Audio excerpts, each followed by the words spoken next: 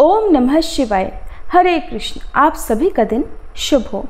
प्रिय श्रोताओं, सावन मास की इस दिव्य कथा यात्रा का आज 22वां दिन है और आज दिन है शुक्रवार, जो माँ लक्ष्मी, माँ पार्वती और दिव्य स्त्री शक्ति के पूजन का शुभ अवसर है। आज हम श्रद्धा से नमन करते हैं भगवान शिव के शिव शक्ति स्वरूप को, जो सृष्टि के सर्वस्व का संगम है। तो आइए आज के अध्याय से पहले हम सभी प्रार्थना करें। हे शिव शक्ति स्वरूप महादेव, हमें सृष्टि के संतुलन और प्रेम की समझ दें, जिससे हमारा जीवन धर्म, भक्ति और सेवा से परिपूर्ण हो। हे माँ लक्ष्मी, हमारे जीवन में स्थायी समृद्धि, शांति और सौभाग्य प्रदान करें। हे माँ पार्वती, हमारी साधना और भक्ति को प्रगाढ़ और स्थिर बनाएं। यदि हमारी पूजा या कथा में कोई भी त्रुटि रह गई हो तो अपनी करुणा से उसे क्षमा करें। ये शुक्रवार स्त्री और पुरुष, शक्ति और पुरुषार्थ के दिव्य मेल का प्रतीक है, जो सावन मास के अंतिम चरणों में हमें आध्यात्मिक पूर्णता की ओर ले जाता है। आइए आज की कथाओं से पहले जान लेते हैं पंचांग के बारे में। आज दिनांक है 1 अगस्त और दिन है शुक्रवार। आज सावन मास के शुक्ल पक्ष की अष्टमी तिथि पूरा दिन रहेगी। ब्रह्म मुहूर्त का समय रहेगा सुबह 4:25 से 5:13 तक। सूर्योदय सुबह 6:01 पर और सूर्यास्त होगा शाम 7:04 पर। राहु काल सुबह 10:30 से दोपहर 12 बजे तक रहेगा। आइए अब सुनते हैं आज की कथाएं। आज मासिक दुर्गाष्टमी भी है और आज के दिन सुहागिन महिलाएं माँ दुर्गा की पूजा करके उन्हें 16 श्रृंगार अर्पित करती हैं। तो आइए आज जानते हैं इन 16 श्रृंगारों के पीछे छुपी कथा के बारे में। सृष्टि के प्रथम कल्प में एक बार मिथ्या देवी अपने पति अधर्म और भाई कपट के साथ मिलकर भूलोक पर घर घर अत्याचार फैला रही थी। लोभ ने अपनी दोनों पत्नियों क्षुधा और पिपासा के साथ मनुष्यों का जीना दूभर कर दिया। लोग एक दूसरे का धन, भूमि, पुत्री तथा पत्नियों का हरण करने लगे। चारों ओर व्यभिचार, अत्याचार फैल गया। अधर्म और मिथ्या देवी का शासन हो गया। प्रजा त्रस्त होकर त्राहिमाम त्राहिमाम करने लगी। तब सप्तऋषियों ने महामाया परमेश्वरी की उपासना और कठिन तप किया। आदि शक्ति माता तब ऋषियों को उनकी तपस्या का फल प्रदान करने के लिए प्रकट हुई।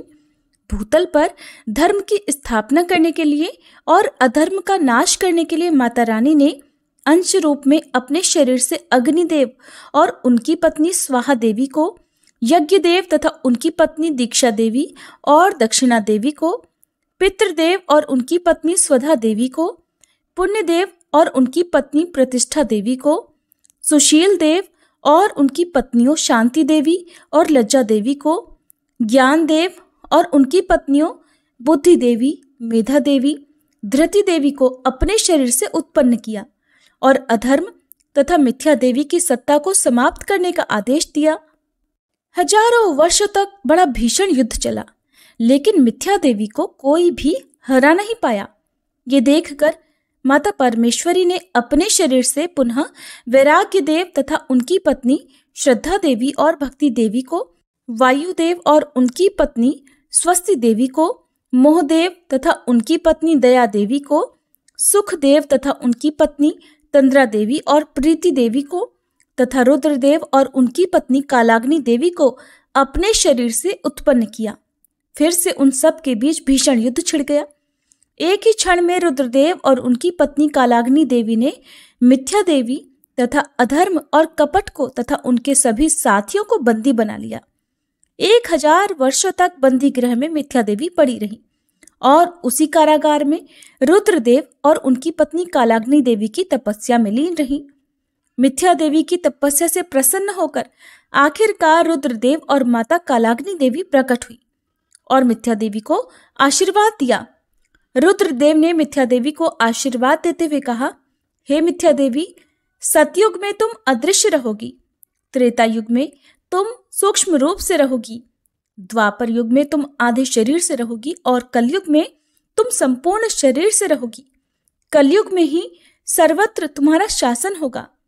तब माता कालाग्नि देवी ने मिथ्या देवी को आशीर्वाद स्वरूप कहा, हे मिथ्या देवी, हमारे शरीर के 16 श्रृंगारों का अंश रूप से धरती पर अवतरण हुआ है, तुम उनके पास कभी मत जाना, नहीं तो तुम वहीं पर भस्म हो जाओगी। देवी की बात सुनकर मिथ्या देवी ने हाथ जोड़कर पूछा, माते आपके 16 श्रृंगार अंश रूप से कहाँ कहाँ पर है, कृपया बताइए। तब माता कहने लगी, हमारी आंख का काजल क्षीर सागर के रूप में है, हमारी मांग का सिंदूर शेष नाग का रूप धारण करके श्री विष्णु की शेष शैया बनकर क्षीर सागर में है, हमारे पांव का महावर वृक्ष रूप में कौशल देश में है। जब श्री विष्णु का राम रूप में अवतार होगा तब मेरे भक्त कच्छप का केवट रूप में जन्म होगा। केवट इसी वृक्ष को काटकर नाव बनाएंगे और उसी नाव से केवट विष्णु रूपी श्री राम को गंगा जी के पार उतारेंगे। हमारे भाल की बिंदी गोकुल में गौ रूप धारण करके लाखों की संख्या में श्री कृष्ण अवतार में श्री कृष्ण के साथ रहकर उनकी लीलाओं का रसपान करेंगी।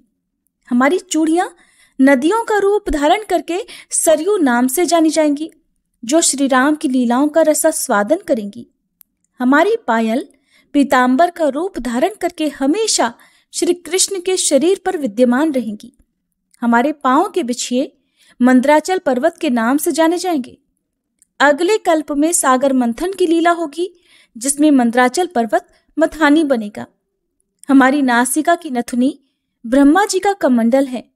हमारे कान के कर्णफूल कुंडल का रूप धारण करके रुद्रदेव के कर्ण में विराजमान है और हमारे कमर की करधनी बलराम के हल का फल बनकर असुरों का विनाश करेंगी।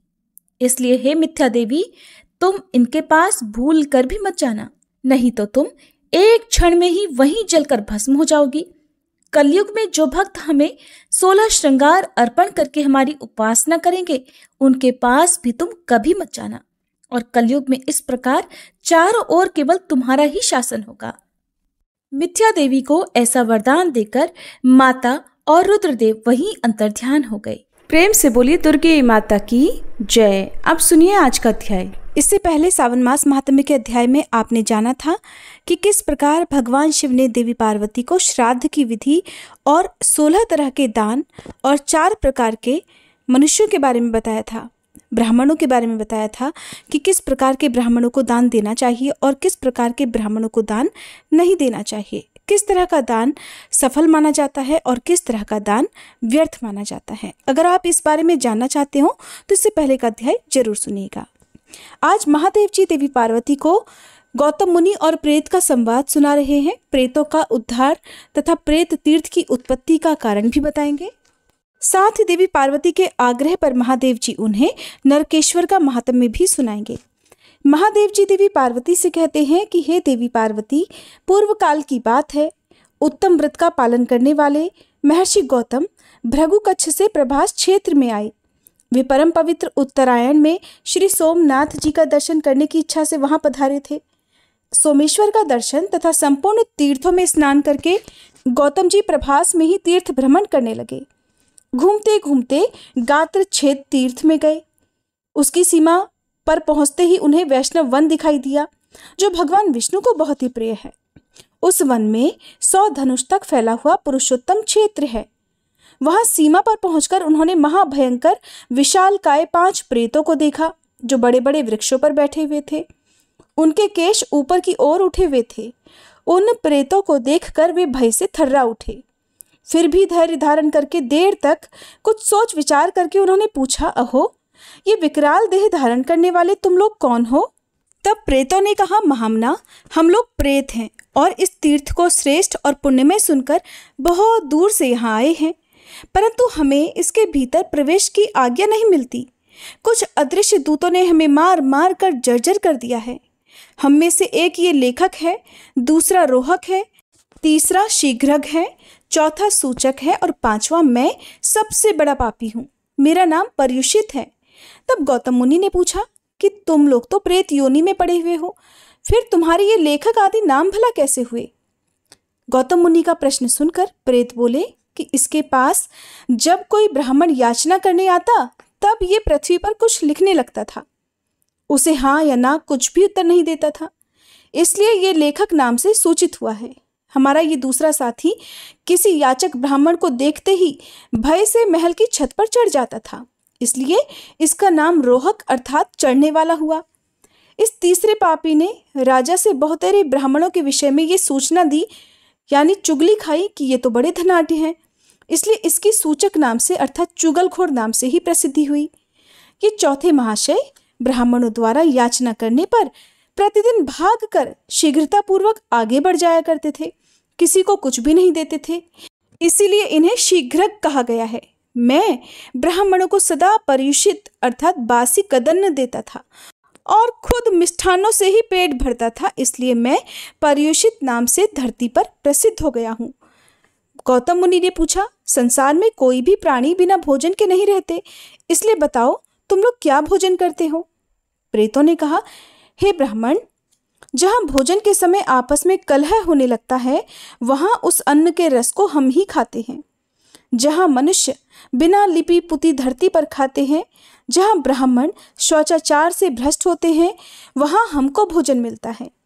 जो पैर धोए बिना खाता है, जो दक्षिण की ओर मुंह करके भोजन करता है, अथवा जो सिर में वस्त्र लपेटकर भोजन करता है, उसके उस अन्न को सदा प्रेत ही खाते हैं। जहाँ रजस्वला स्त्री, चांडाल और सुअर श्राद्ध के अन्न पर दृष्टि डाल देते हैं, वह अन्न हम प्रेतों का ही भोजन होता है। जिस घर में सदा जूठन पड़ा रहे, निरंतर कलह होता रहे और बलि वैश्वदेव ना किया जाता हो, वहां हम प्रेत लोग ही भोजन किया करते हैं। अब ब्राह्मण ने पूछा, कैसे घरों में तुम्हारा प्रवेश नहीं होता, ये बात मुझे सच सच बताओ।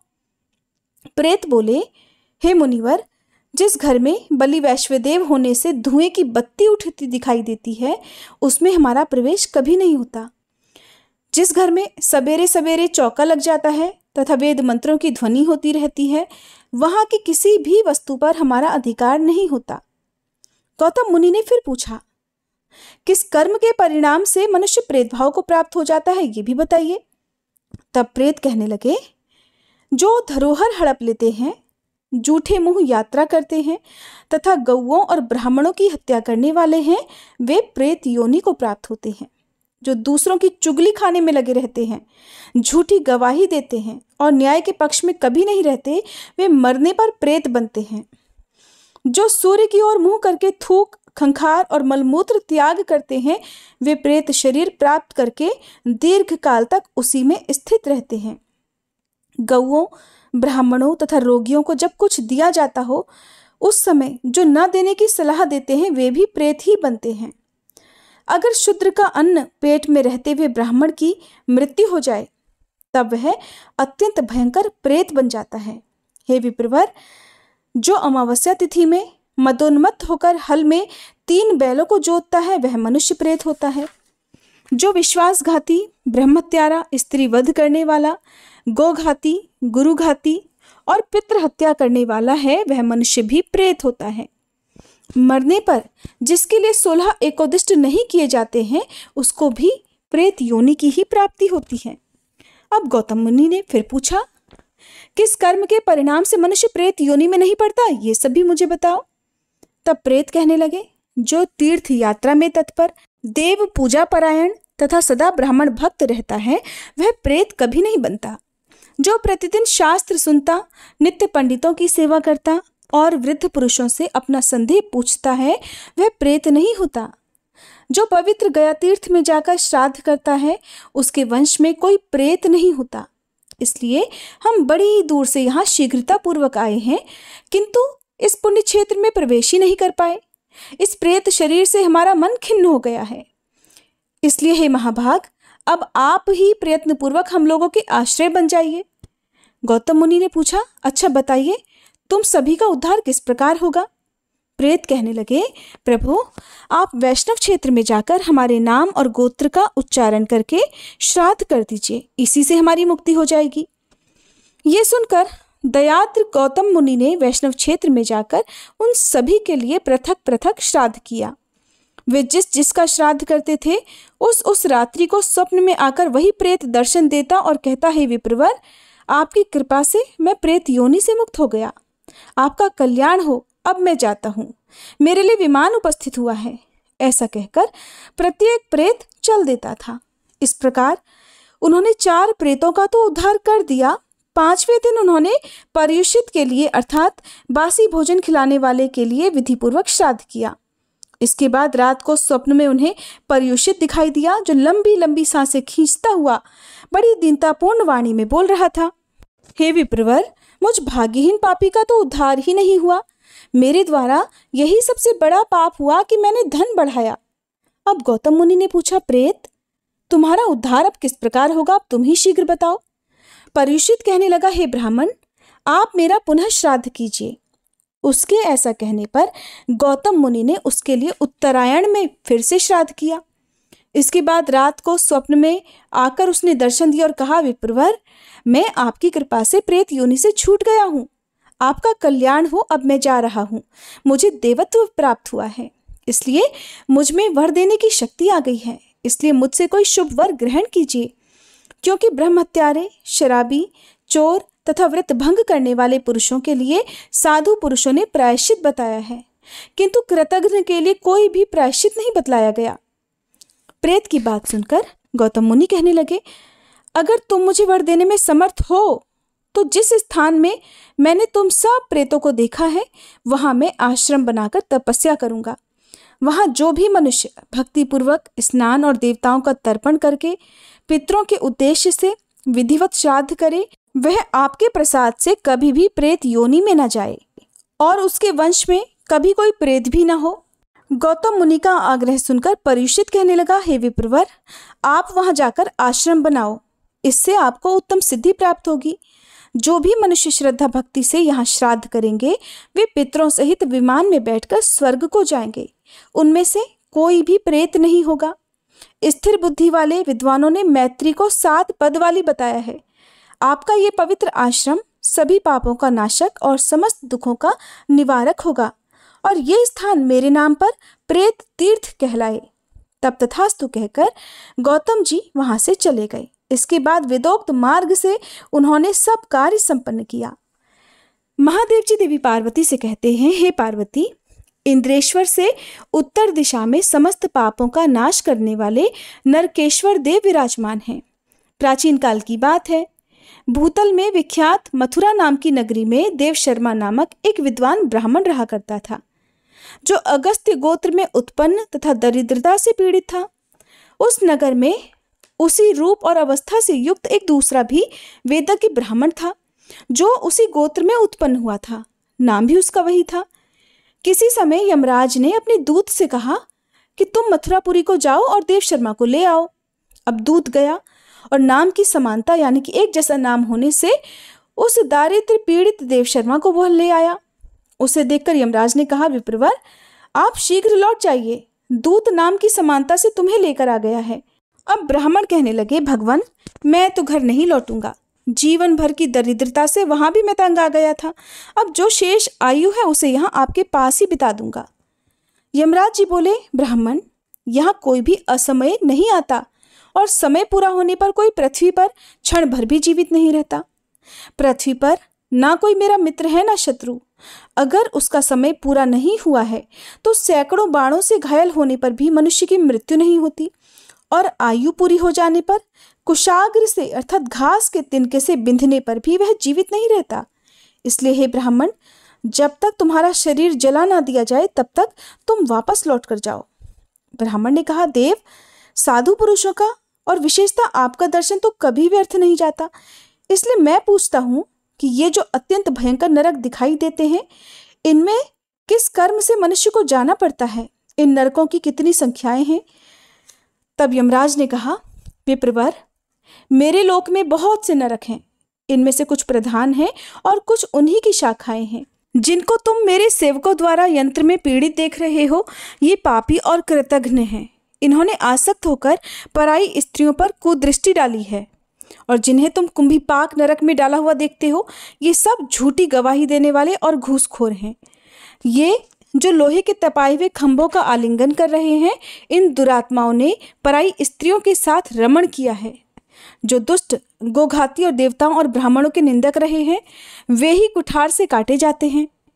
ये जिन्हें सियार, भेड़िए और लोहमुख जंतु खा रहे हैं, और ये जो भूख से पीड़ित होकर अपना ही मांस खाते हैं, इन्होंने कभी भी अन्नदान नहीं किया है। जो लोग सदा गौओं और ब्राह्मणों के विनाश के लिए यत्नशील रहे हैं, यही रक्त, पीप और चर्बी खा रहे हैं। इसी प्रकार तरह तरह के पापों का फल भोग कराने के लिए तरह तरह के नरक हैं। जो प्रभास क्षेत्र में जाकर नरकेश्वर शिव का दर्शन करता है, उसे कभी नरक नहीं देखना पड़ता। नरकेश्वर की स्थापना स्वयं मैंने ही की है।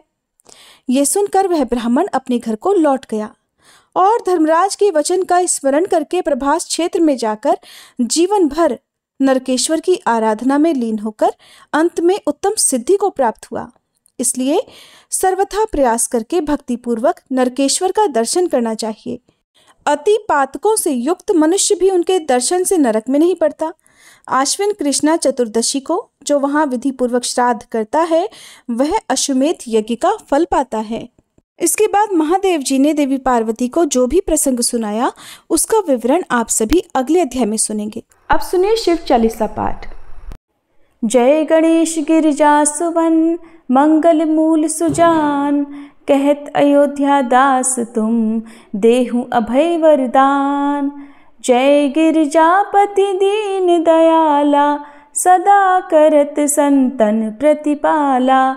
भाल चंद्रमा सोहत नीके, कानन कुंडल नाग फनीके। अंग गौर शिर गंग बहाए, मुंड माल तन क्षार लगाए।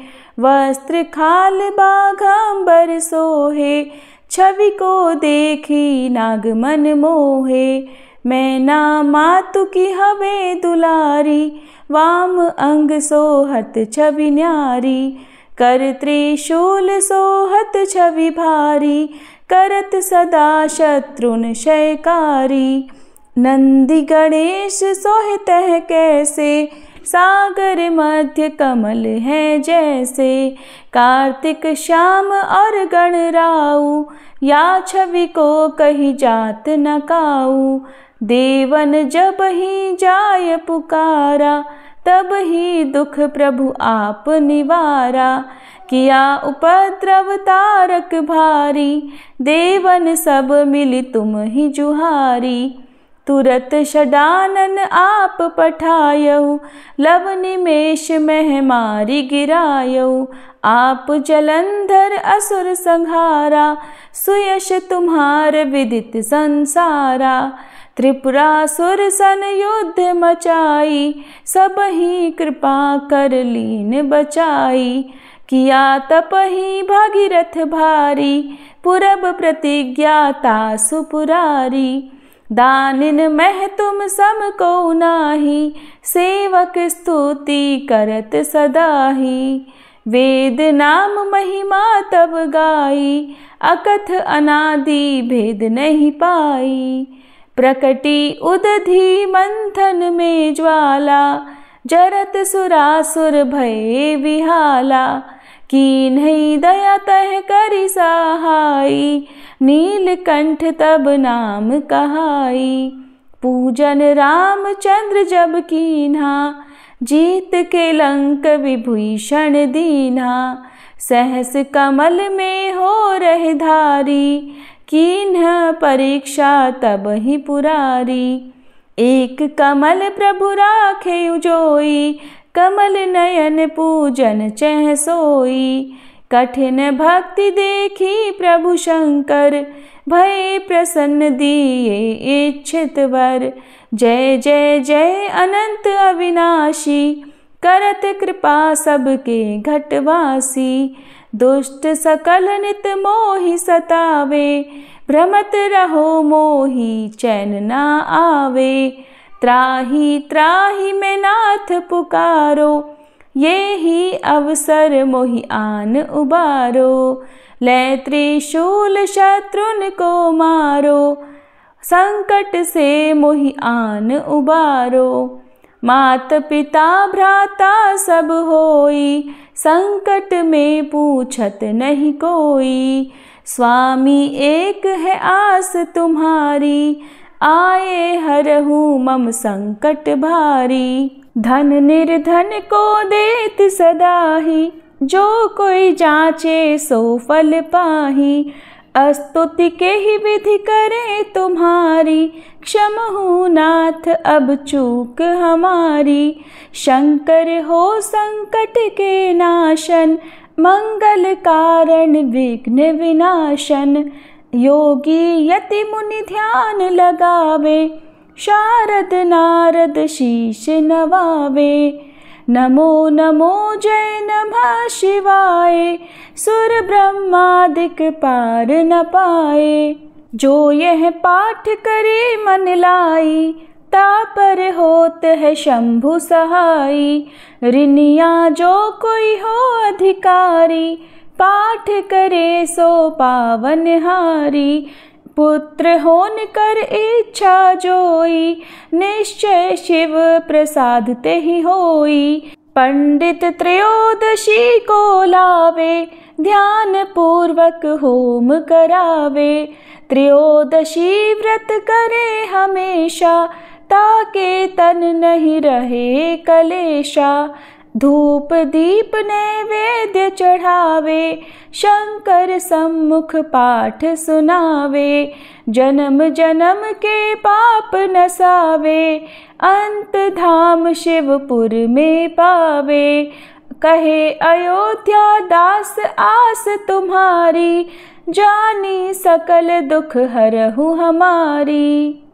नित नेम कर प्रातः ही पाठ करो चालीसा, तुम मेरी मनोकामना पूर्ण करो जगदीश।